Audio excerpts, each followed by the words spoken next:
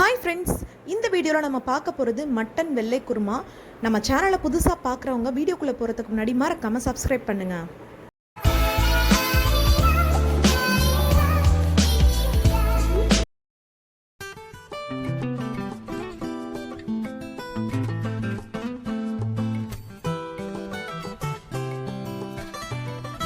வெள்ளை மட்டன் குருமா, இந்த இதோட பேர் எங்கள் ஊரில் அகனிக்கறி அப்படின்னு சொல்லுவாங்க. இந்த மட்டன் கறிக்கு தேவையான பொருட்கள் என்னெல்லாம் அப்படிங்கிறத பார்க்கலாம். மட்டன் நான் 1/4 கிலோ எடுத்திருக்கேன். 1/4 கிலோ மட்டனுக்கு நான் 3 டேபிள் ஸ்பூன் தயிர் எடுத்திருக்கேன். அந்த தயிரை நான் கறிக்கு கொஞ்சம் தாளிப்பு கொஞ்சமாக பிரித்து வச்சுருக்கேன். அதுக்கப்புறமா ஒரு தக்காளி எடுத்திருக்கேன், ஒரு கொத்து கருவேப்பிலை, அப்புறமா ரம்பலை கிடைக்கிறவங்க ரம்பலை யூஸ் பண்ணிக்கலாம். அது போட்டால் தான் நல்ல ஸ்மெல் வரும். அப்புறம் தாளிப்புக்கு நான் பாதி தயிர் எடுத்து வச்சுருக்கிறதுல இஞ்சி பூண்டு பேஸ்ட்டு, பட்டை, கருவா, ஏலம் எல்லாமே அதில் போட்டு வச்சுருக்கேன்.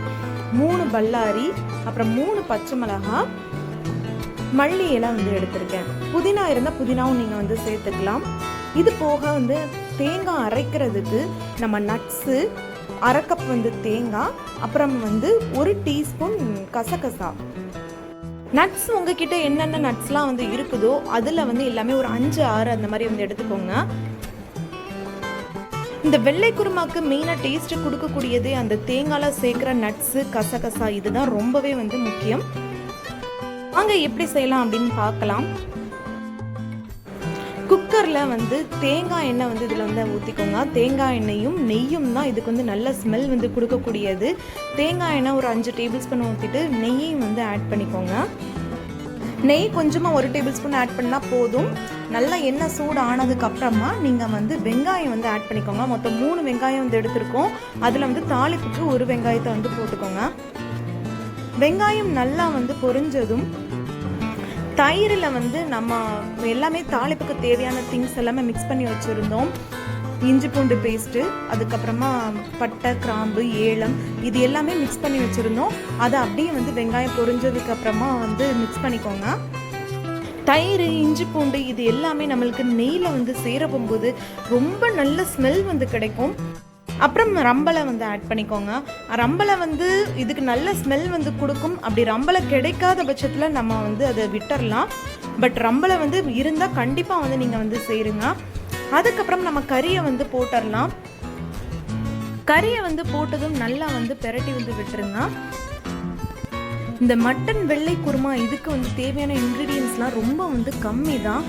ஆனாலும் டேஸ்ட் ரொம்ப பயங்கரமாக இருக்கும் சாப்பிட்டு பார்த்தோம்னா. அப்புறம் இந்த கறிக்கு தேவையான உப்பையும் நம்ம சேர்த்துட்டு நல்லா கிளறி விட்டுறலாம். உப்பு எல்லா பக்கமும் படுற மாதிரி நல்லா பெரட்டி விட்டதும் நம்ம பாதி தயிர் எடுத்து வச்சிருக்கோம். 3 டேபிள் ஸ்பூன்ல 1 டேபிள் ஸ்பூன் தயிரை தான் நம்ம தாளிப்புக்கு ஆட் பண்ணியிருக்கோம். இதுல ஒரு 2 டேபிள் ஸ்பூன் இருக்கு.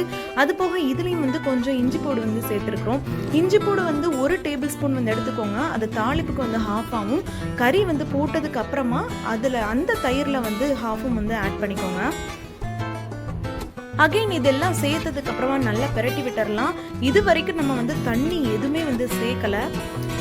அப்புறம் மிச்சம் இருக்கிற எல்லா இன்க்ரீடியன்ஸுமே இதில் சேர்த்துக்கோங்க. பச்சை மிளகாய், தக்காளி, அப்புறம் மல்லி, புதினா இது எல்லாமே சேர்த்துக்கோங்க. சேர்த்ததுக்கு அப்புறமா அதையும் நல்லா கிளறி விட்டு எல்லா பக்கமும் அதோட காரம் எல்லாம் பிடிக்கிற அளவுக்கு பெரட்டி விட்டுருங்க. இதில் காரத்துக்கு நம்ம மசாலா எதுவுமே சேர்க்கறது கிடையாது. பச்சை மிளகாய் மட்டும்தான் இதில் உள்ள காரமே. இந்த கேப்பில் நம்ம தேங்காய் அரைச்சி எடுத்துடலாம். தேங்காயில் கசகசா, அப்புறம் நட்ஸ் இதெல்லாமே நம்ம ஆட் பண்ணியிருக்கோம். அது எல்லாத்தையும் சேர்த்து கொஞ்சம் அரைச்சிக்கோங்க. அரைச்சதுக்கப்புறமா அந்த தேங்காவையும் நம்ம இதில் சேர்த்து இதை நல்லா பெரட்டி விட்டு உப்பும் பார்த்துக்கோங்க. உப்பு உங்களுக்கு இன்னும் கொஞ்சம் தேவைன்னா அந்த டைமில் நீங்கள் ஆட் பண்ணிக்கலாம். ஆட் பண்ணிவிட்டு இதை அப்படி குக்கரை மூடி போட்டு நம்ம விசில் போட்டு விட்டுடலாம். இதில் நீங்கள் தண்ணி எதுவுமே அதிகமாக சேர்க்க வேண்டாம். மிக்ஸி ஜாரில் மட்டும் தேங்காய் அரைச்சதுக்கப்புறமா அதை லைட்டாக அலசி ஆட் பண்ணிக்கோங்க. அதுவே போதும். நல்லா இப்போ மிக்ஸ் பண்ணி விட்டுட்டு அப்படியே நம்ம மூடி போட்டு விட்டுறலாம். இந்த டைமில் நீங்கள் ரொம்ப கெட்டியாக தெரிஞ்சதுன்னா இன்னும் கொஞ்சம் கூட நீங்கள் தண்ணி ஆட் பண்ணிக்கலாம். அந்த கன்சிஸ்டன்சி பார்த்துக்கோங்க. உப்பும் தேவைக்கு போட்டுக்கோங்க. அவ்வளோதான். குக்கரை வந்து அப்புறம் மூடி விட்டுருங்க. அப்புறம் ஆவி வந்ததுக்கு அப்புறமா வெயிட் வந்து போடுங்க. வெயிட் போட்டு ஒரு விசில் வந்து வந்ததுக்கு அப்புறமா வந்து தீயை வந்து நல்லா வந்து சுருக்கிருங்க. சிம்மில் வந்து வச்சுருங்க. வச்சதுக்கு அப்புறமா 5 மினிட்ஸில் வந்து ஆஃப் பண்ணிங்கன்னா கரெக்டாக இருக்கும். நல்ல ஸ்மெல்லும் வந்து கிடைக்கும். உங்களுக்கு அப்போவே வந்து தெரிஞ்சிடும் நல்ல கறி வெந்துட்டு அப்படிங்கிறது. அவ்வளோதான், நம்ம இப்போ ரெடி ஆயிருச்சு. இப்போ ஓப்பன் பண்ணி வந்து பார்க்கலாம் எப்படி இருக்குது அப்படிங்கிறத. ஓப்பன் பண்ண உடனே எவ்வளோ சூப்பராக இருக்குது அப்படின்னு பாருங்கள். இப்போவே சாப்பிடன் போல் வந்து தோணும். அப்படி எண்ணெய்லாம் விலகி அப்படி கறியை விட்டு இதாக வந்து நிற்கிது. அந்த அளவுக்கு வந்து டேஸ்ட்டும் ஸ்மெல்லும் ரொம்ப நல்லா வந்து இருக்கும். இது எதுக்கு சூட்டபிளாக இருக்கும் அப்படின்னு வந்து பார்த்தீங்கன்னா கீ ரைஸ்க்கு வந்து ரொம்ப சூட்டபிளாக வந்து இருக்கும். மட்டனில் தான் இந்த வெள்ளைக்கறி வந்து ரொம்ப குருமா நல்லா வந்து வரும். கண்டிப்பாக இந்த டிஷ்ஷை நீங்கள் வந்து ட்ரை பண்ணி பார்த்து உங்களோட கமெண்ட்டை வந்து என்னோட கமெண்ட் செக்ஷனில் தெரியப்படுத்துங்க. இந்த வீடியோ பிடிச்சவங்க ஃப்ரெண்ட்ஸ் அண்ட் ஃபேமிலிஸ்க்கு வந்து ஷேர் பண்ணுங்கள், லைக் பண்ணுங்கள். புதுசாக நம்ம சேனல் பார்க்குறவங்க சப்ஸ்கிரைப் பண்ணி பெல் ஐக்கான் கிளிக் பண்ணுங்கள். தேங்க்யூ.